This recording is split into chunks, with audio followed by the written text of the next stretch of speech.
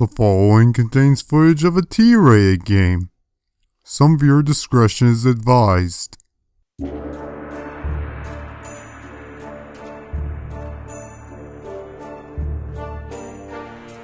So if you saw my last couple videos, you probably heard my thoughts on Edna and Harvey the Breakout.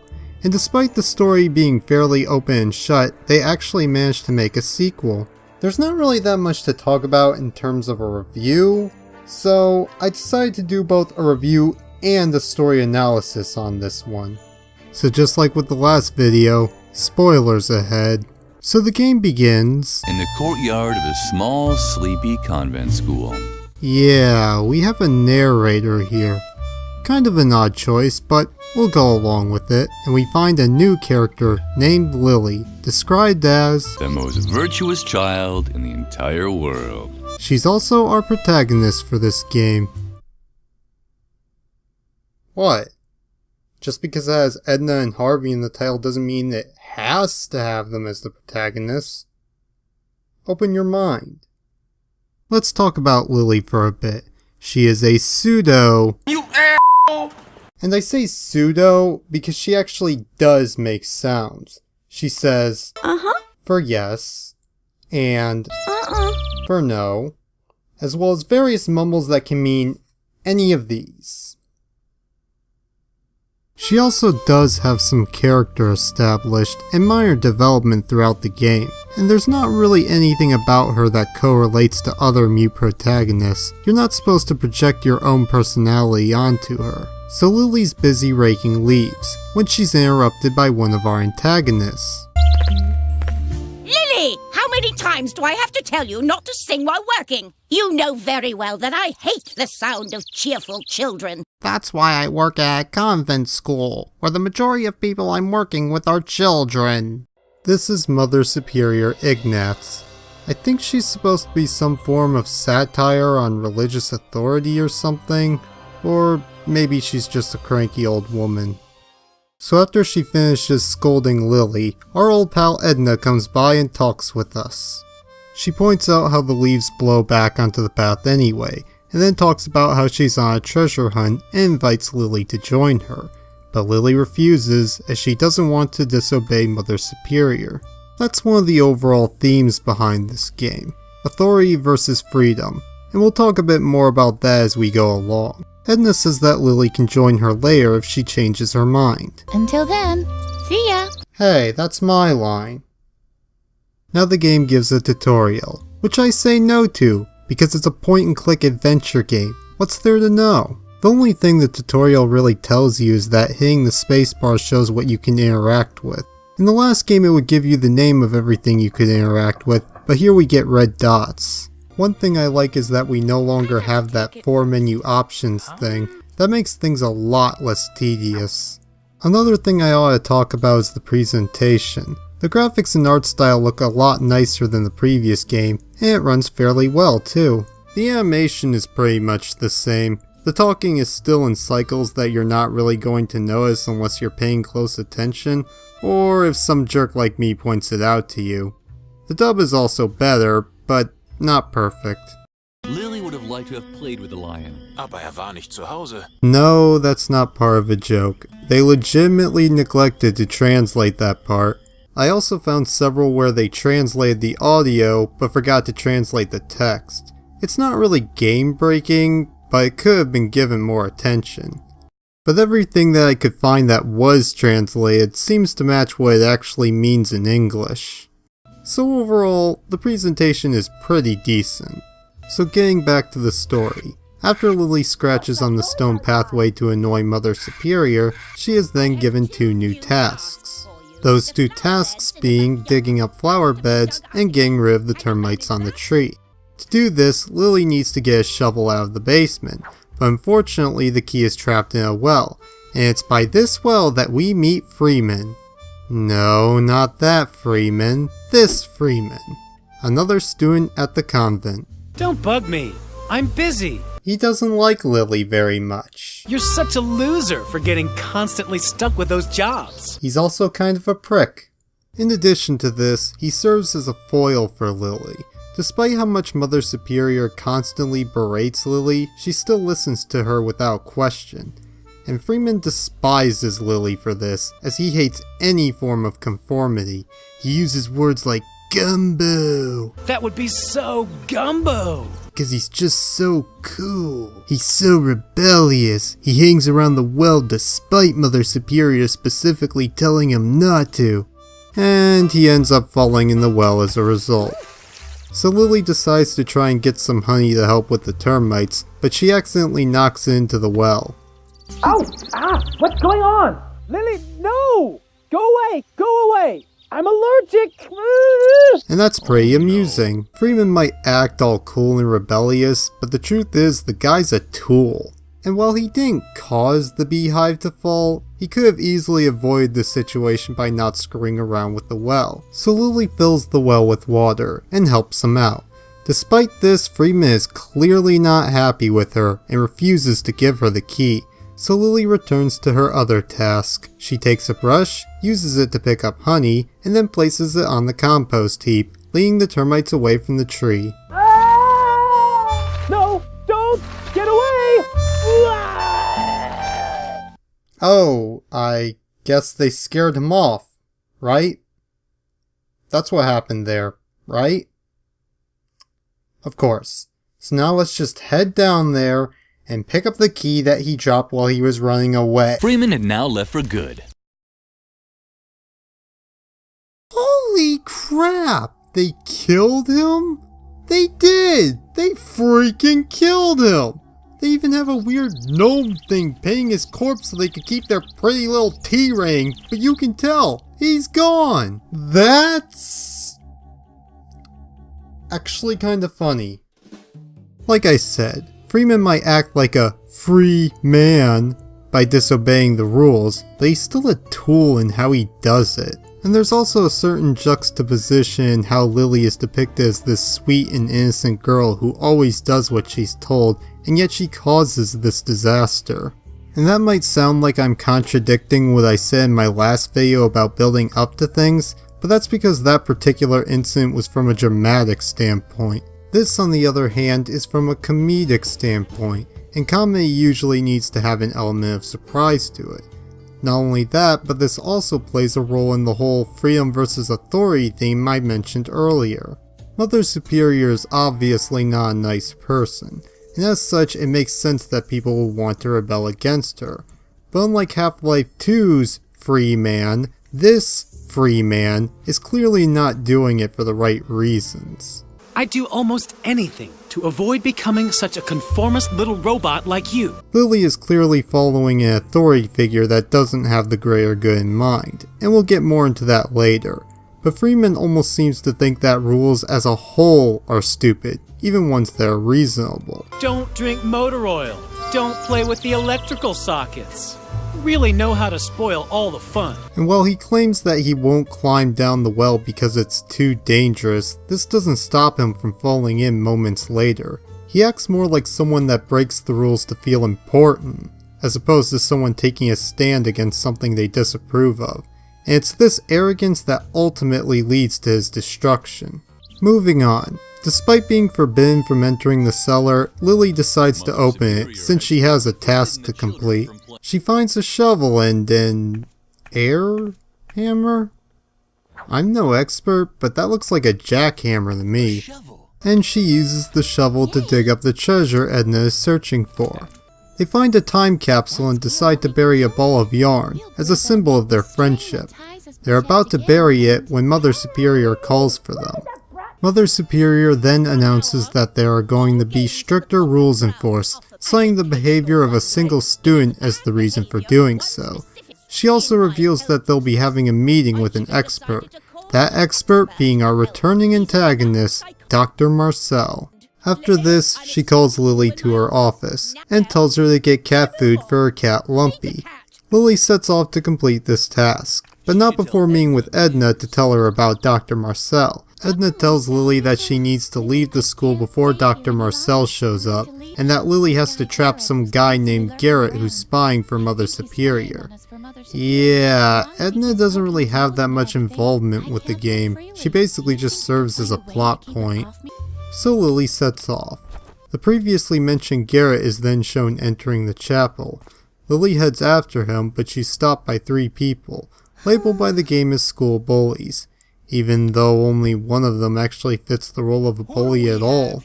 That one being Shawnee, who's basically just Freeman, except fatter.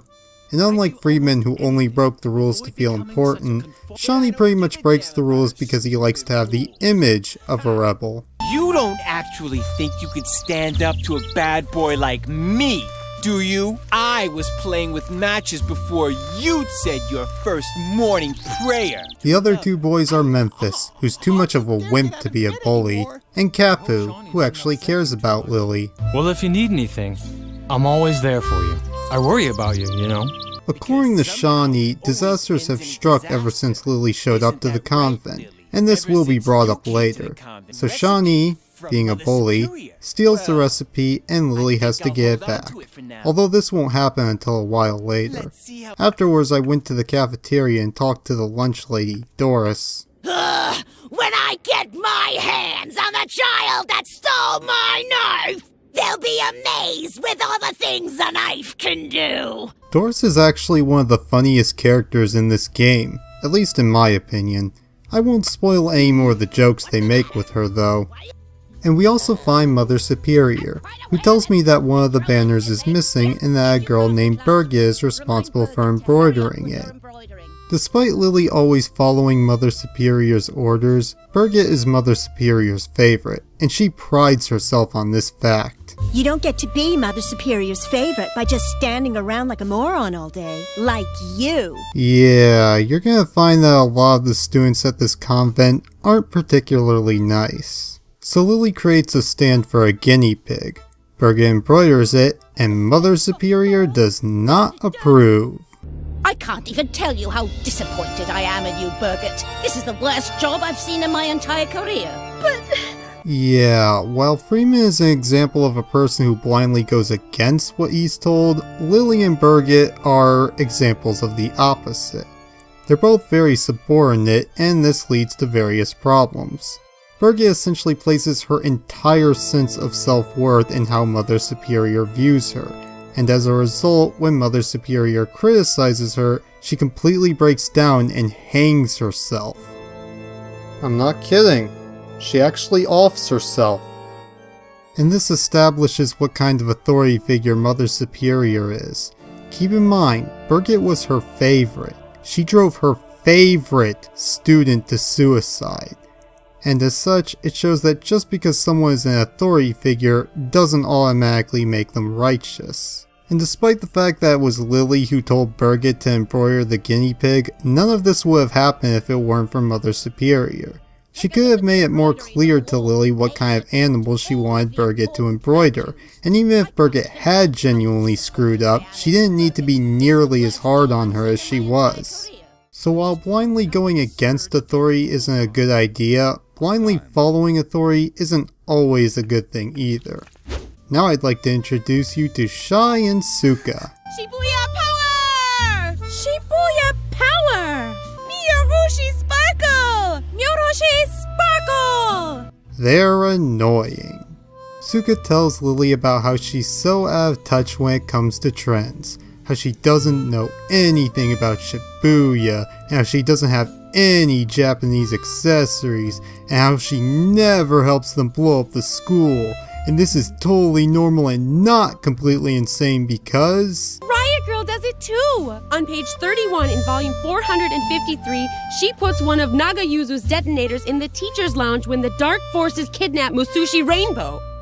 Well, fine. If blowing up the school will prove I'm cool to you, then I guess I'd better do that. So Lily brings them a live bomb, and Suka, ironically, gives the appropriate response to a live bomb.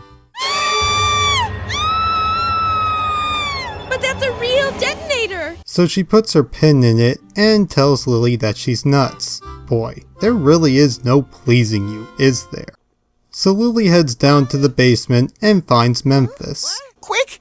close the door before anyone sees me. Not really much is known about this guy other than that he's always scared. Someone might hear you, and then they'll take away my hiding place. And if they take away my hiding place, then I'll definitely be next. I honestly have no idea what he's talking about. I assume it has something to do with...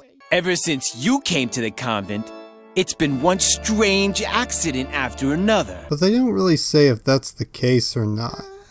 The stove is the safest place in the entire convent. You know, it has a crop steel casing, titanium reinforced interior walls, and is lead coated inside. I'd even survive a bomb attack in here. Well, that's convenient because I just so happen to have this bomb right here. What's that?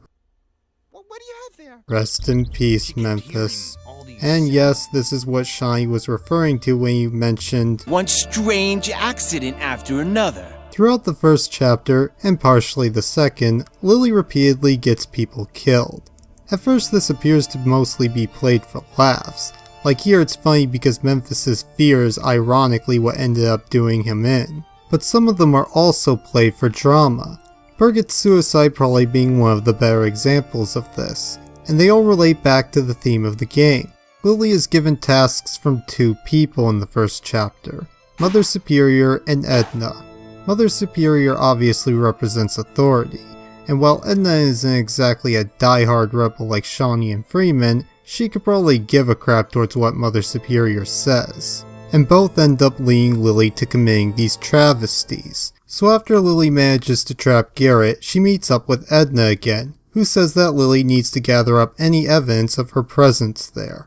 So Lily walks out and finds a clown. No, another one of them. Get lost.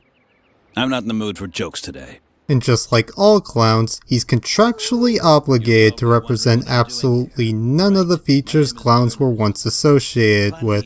So he gives us a balloon wrench and Lily uses it to unscrew the fixture above him. I actually kind of like this. Obviously it wouldn't work in real life, but there is a line of logic to it. What Lily now did was actually void of all logic, and she could already hear uproar of the online reviewer.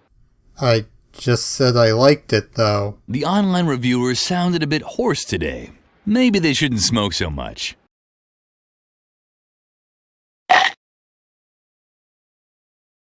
So after collecting all the evidence of Edna's presence and ending several more lives in the process, Edna tells Lily that they need to find her diary. So Lily exits the room and finds a pigeon, who ends up flying away with it. This leads us down to Shawnee again. Just face it, you're not tough enough to make any demands around here. I've killed more people than you. So Lily tries to shoot the pigeon, but somehow misses and hits an eagle. This gets Shawnee nervous, and Lily gives him some cigarettes to calm him down. Which wouldn't help unless he's already addicted to cigarettes, but whatever. So Lily comes back later, and he's dead! Don't smoke, kids. So after this, Lily feeds Lumpy. Lumpy chases after the pigeon that stole the diary, and Lily ends up trying to get the pigeon to drop the diary by blowing it up. I think there might be a couple problems with that plan. So Mother Superior comes in and tells Lily to leave. After this, she begins to have an epiphany. Maybe I was too strict with the girl and her fellow students. They're only children after all. Was I too hasty, Lord? You drove your favorite child to suicide, and you're just now asking for my guidance? Please, give me a sign. You need a sign? What's that?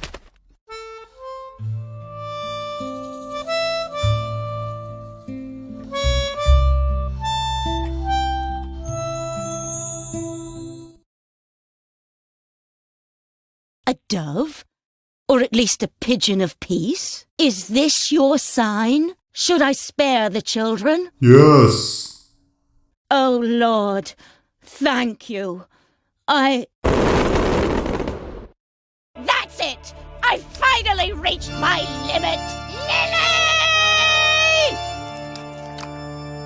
Lily! I need to get better nuns. So Lily finds a note from Edna and goes to find her, but she's stopped by Garrett. Psst! Lily, hurry, this way! The Doctor and Mother Superior are already hot on your heels! So he leads Lily into a secret room. Whoa, I wonder what kind of strange place this is. You're probably asking yourself what kind of strange place this is, right? Yes, tell me already. But there's no time for explanations now. Oh, come on! So Lily heads out, and along the way we're introduced to our returning antagonist, Dr. Marcel, who probably has the most fluid talking animation in the game. Lily gets caught, and Dr. Marcel commits child abuse.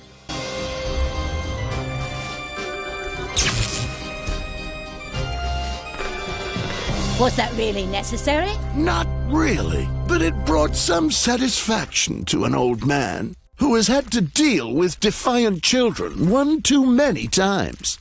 And it's here that we finally reunite with Harvey. You must not contradict adults. If only it were under better circumstances. Yeah, we're almost a third of the way in and we're finally being shown what they meant by Harvey's new eyes. Apparently Dr. Marcel is using this hypnotherapy crap in order to force children to behave. Lily is then forced to serve tea to her masters. Garrett calls Lily over to the painting and gives Lily truth serum to drug Mother Superior with. After she does, Garrett informs her that she needs to use the fireplace in order to access his secret room, but Lily can't do this as she has a block preventing her from playing with fire. So Garrett tells her that she can use the Harvey doll to hypnotize herself to remove the block from her subconscious. So Lily enters her own subconscious and we meet a Snow Harvey. Lily melts said Snow Harvey, and this gives us the ability to use fire again. And now we're given an explanation on this new feature. Throughout the game, Lily will learn to bypass many other restraints using this technique. But keep in mind that only one ban can be revoked at a time. And that's stupid. I mean, the feature itself is a good idea. But why can't I only have one ban revoked at a time? There isn't any point in the game where it provides any challenge, it's literally just an inconvenience. In any case, I'd like to bring up the overall theme once again. While several characters ended up being axed off due to their rebellion, this is an example of the extreme opposite. Lily has had nearly all of her free will stripped from her, so while obeying authority isn't necessarily a bad thing in and of itself, there are times where it can go too far. And this is perfectly conveyed at the end of the game. Lily finds herself holding a knife above Dr. Marcel, and just like in the last game, you're given two options. And unlike the last game where the two options didn't really affect the story all that much and one was canonical, this one, here you get a sense of weight in your decision. Like I said, the overall theme of the game is freedom versus authority. So if you pick the option to put the knife down, Lily gives in to Dr. Marcel and undergoes his hypnotic, free will destroying therapy. Marcel had won. Okay, that doesn't sound very good. So let's take a look at the other option. Lily takes control of her destiny and uses her newfound freedom to stab a defenseless old man in a wheelchair. No! Yeah, neither of these sound very favorable, do they? The only ideal situation would be being somewhere in the middle here, for Lily to take control of her life but still make the right decision to not stab someone. And that's where the third option comes in. If you click the contradict option 3 times, Lily gains the courage to finally speak her mind. Stop! Shut up already! You've just been bossing me around this whole time! Lily do this, Lily do that, but get this! I'm not your lapdog! And as such, she takes control of her own destiny without stabbing Dr. Marcel. And that's very much how authority works. We don't want it to take complete control of our lives, but at the same time it exists for a reason. The less we abuse our freedom, the less likely we are to have authority, whether it be parents, employers, or the government, imposing on our freedoms. And that's how the game ultimately conveys this. So that was Edna and Harvey's new eyes. What do I think overall? Well, it was fairly charming, and I think it's an overall improvement to the original game, and most of my complaints are more or less nitpicks. There's also a lot more to this game that I haven't even shown you, so if you enjoy point and click adventures, I definitely recommend this one. So until next time... See ya! Dang it, Edna!